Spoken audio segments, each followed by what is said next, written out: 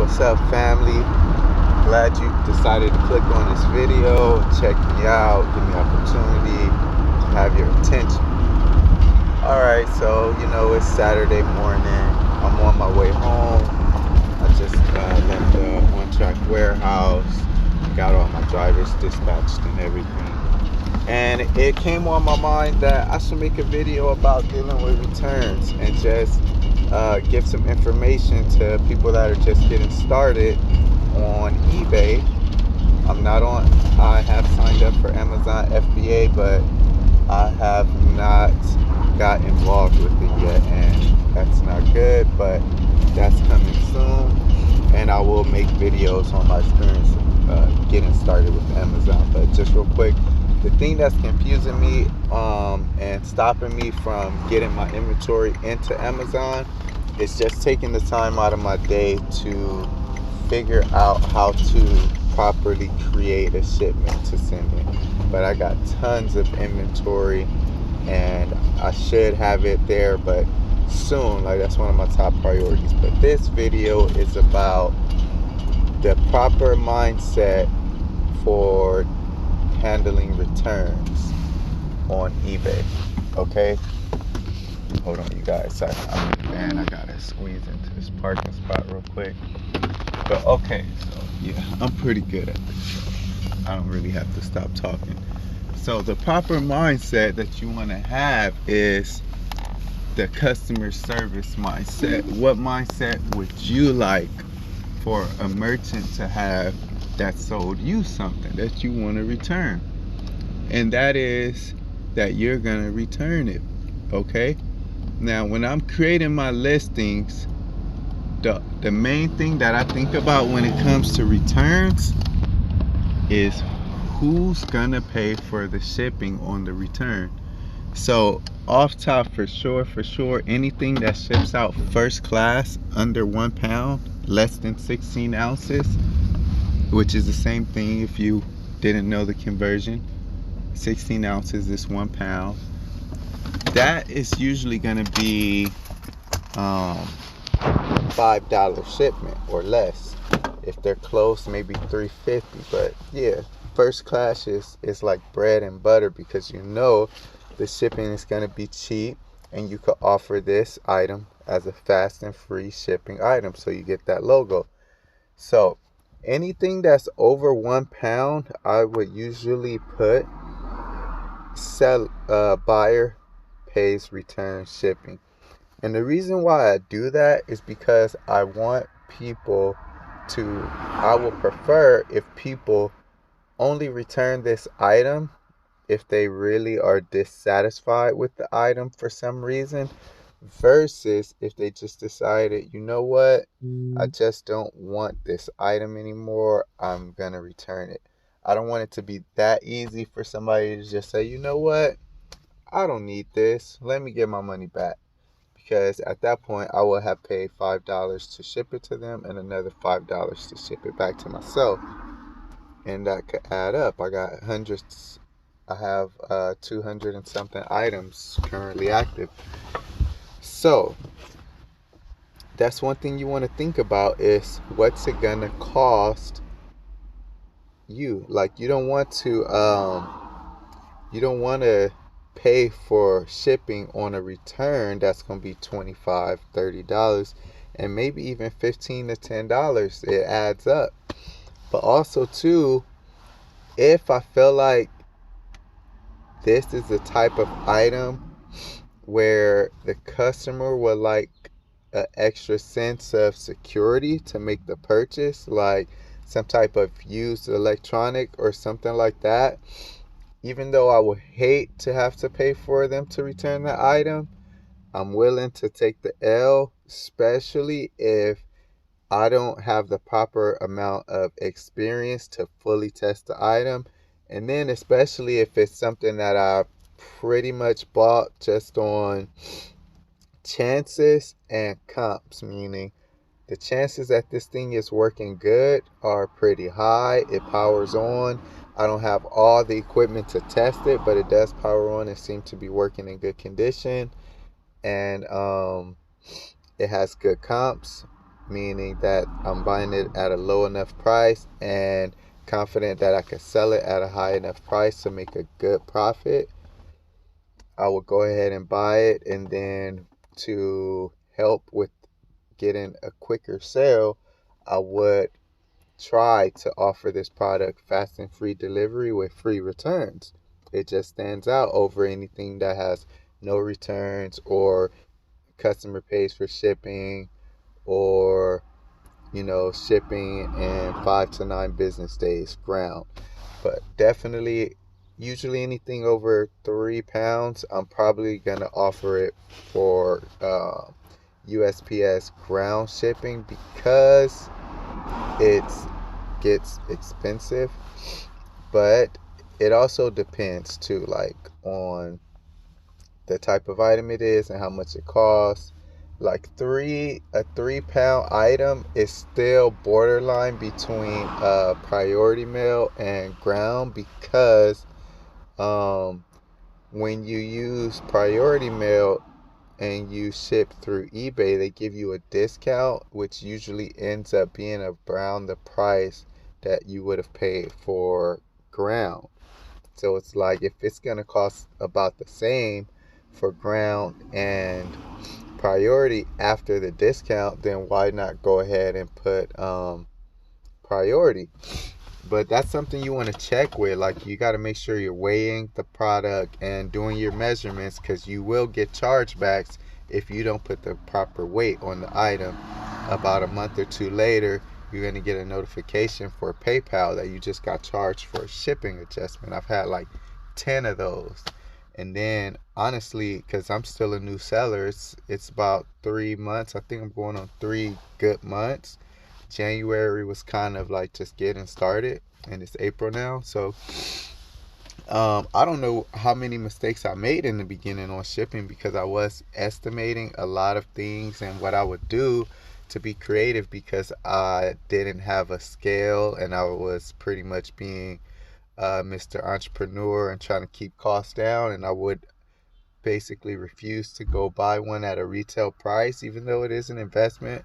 But yeah, I did pick up one from the Goodwill for $3 eventually, when I found one that I felt was like, it's good and it will last. And it's actually a manual one, not a digital one, and it only goes up to 4 pounds. So anything over 4 pounds, it does fully loop, and then you just take the maximum, which is 4 pounds, and then add it to the extra 1 or 2 pounds that it tells you. You could still like weigh a 5 or 6 pound item with that scale. But let me back up for a second. Okay, so yeah, anything like most of my 10 to 20 pound things, what I pretty much do is I weigh myself, and then I hold the item and weigh myself again and do the math to see how much the item weighs. But back to returns. I have sold at this point about 180 items on eBay, and I have had 3 returns. Three returns. Two of them, my first return, the lady got a vacuum cleaner, a handheld vacuum cleaner, and she sent me a picture, and she was like, "Oh my God, there's black mold in here. Are you serious? How could you send me this and stuff?" And I'm like, "Dang, Vincent, why didn't you like open up the vacuum and inspect the bag and every little aspect of it, and then you would have noticed that it had mold, and you probably would have never bought it in the first place."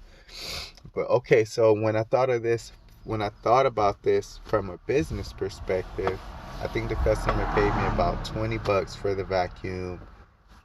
They paid for shipping their self, and my cost on the vacuum was like $3, $4. So technically, I lost my investment, right? $3 to $4. I could survive with that type of loss. And then, since this was my first return, I wanted to make sure I was being customer centric. And so I went ahead and refunded this lady her shipping cost and for the item. And I told her, to keep it. She said she was going to donate it to some veterans or something like that. And honestly, guys, when she sent me that message and I thought about it in my head, to me that meant that she was gonna keep it for herself and take the money. And but this is just me, I don't know what that lady actually did do with it. But one thing's for sure is that she was upset about that mold in there. But when she told me she was gonna donate it to some veterans, I felt like that meant that she felt that this product was still usable and not dangerous and such a big deal as she made it seem. Like, if this was not good enough for you, why would you give it to somebody else? Like. So she probably got over on me on that one, but still, guys, I still have 100% positive feedback, 180 reviews, something like that. Knock on wood. You want to take those L's when it comes to customers, because this is not a short-term game, you guys. You cannot come to eBay, Amazon, FBA, online arbitrage, and have an attitude about this as if you were like working part-time at Walgreens or something. Like, you're an owner and you have to be thinking long term. This is not something, I mean, that most people that are successful are thinking like, I just want to make an extra $100 or $200 a week profit to have more money to buy out the bar, or just to have more money for shopping, or just to have a little bit more change. I think that there is enough work, like this business is hard enough to where, unless you're really just a natural at this and you have some um, specialized knowledge in a niche that allows you to easily source products that you can make a really good profit margin off of, you're not going to do this just for change. My mentality is for the long term. Like, I'm trying to build up something where I could count on it to bring in at least $30,000 to $50,000 profit annually to supplement my income and to take me in the direction that I want to go as an entrepreneur. I'm 30, I've been dabbling in several different entrepreneurial ventures, and I really consider an entrepreneurial venture even something like Uber, where, just the fact that you have to be your own boss and discipline yourself, show up to work, choose to have a good attitude without necessarily having a boss to write you up, even though Uber does have things in place to promote those type of practices for people that just are using Uber as like a job and don't really have that entrepreneurial type mindset and stuff like that. But yeah, so to sum it up, guys, let people return stuff, because they're, from my experience, which I'm still new, 3 months, 3 returns. One person has opened a return 2 weeks ago and still hasn't sent the item back, and I made a really good profit on this item. So I hope they never do and just forget about it. And then also, I had a sweater too that the customer never opened up a return for it. But it turns out that when I put sell one like this, and honestly, it wasn't even me, it was my lady. She's helping. We did not change the size on the ad to show that the correct size of the sweater. So what happened was the customer purchased the sweater based on the picture, and that the ad said it was a large, even though there was a picture of the tag posted. We cannot expect that everybody is going to examine every photo carefully and pick up on any flaws. So if you don't like explicitly put it in the description as a flaw, chances are that people might not notice it and it could become a return for you. But this was a really cool niche sweater for people that are into like UFOs and aliens and stuff like that. and I made a pretty good profit on that. And they told, they received the item less than 24 hours from the time that the post office said that the sweater was delivered. They sent me a message and said, "Hey, I ordered a large and this is a small. What do you propose?" And I immediately replied to them, "I'm so sorry. It turns out that that was an error on the listing, and this is the only one that I have, and so I'm probably gonna have to reimburse you for this item." And that's exactly what I messaged them, and they never replied. They never opened a return. They never did anything else. So in my mind, I'm like, well, this guy maybe has a chick that fit the sweater, and they're both into aliens, and he just gave it to her. I don't know, but I'm not getting a lot of returns. That could be because I make sure I disclose flaws. If I see like a tiny little stain on the shirt that I'm selling, I would like do a close up on the fabric, right? Let's see if you guys can see some fabric. Like, okay, you see this camera is close enough where you could see like lint and all kind of stuff like that.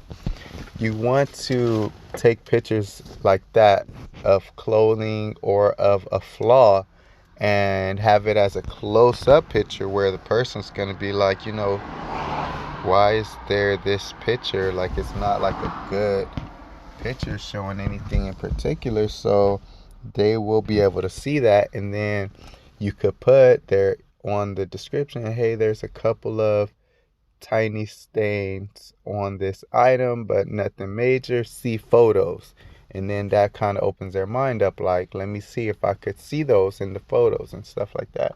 So, returns haven't been a big issue for me.